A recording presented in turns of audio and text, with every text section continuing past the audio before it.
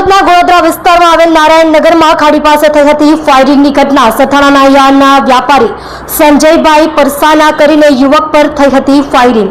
સંજયભાઈ પરસાનાને પાછળથી ફટાકડા ફૂટવા જેવો અવાજ આવતા ઈજા થતા સ્મીમેર હોસ્પિટલમાં જતા તો ખબર પડી કે કોઈક ઈસમે ગોળી મારી છે, જેમાં ગોળોદરા પોલીસ દ્વારા ગુનો નોંધી આગળની તપાસ હાથ ધરી છે.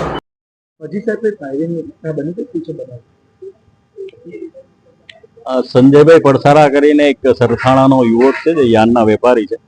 એ અહીંયા નારાયણનગર ખાડી પાસેથી પસાર થતા હતા. દરમિયાન પાછળથી એને કોઈ ફટાકડા જેવો અવાજ આવેલો, એટલે અહીંયા એને નીચે ઉતરીને જોયું, તેની પીઠ પાછળ ઈજા હતી. એટલે એમને અહીંથી એમના જે માસિયાઈ ભાઈ છે એ અહીંથી હોસ્પિટલ લઈ ગયેલા. ત્યાં લઈ ખબર પડેલી કે એમના પીઠ પાછળ ગોળી વાગેલી છે, જે તેનું હાલ ઓપરેશન ચાલી રહ્યું છે.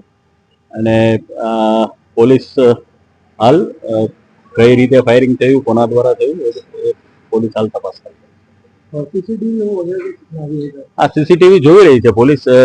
જે આખો રસ્તો છે એ તમામના સીસીટીવી હાલ ચેક કરવામાં આવી રહ્યા છે. જેવી કઈ માહિતી મળશે એટલે આપની સાથે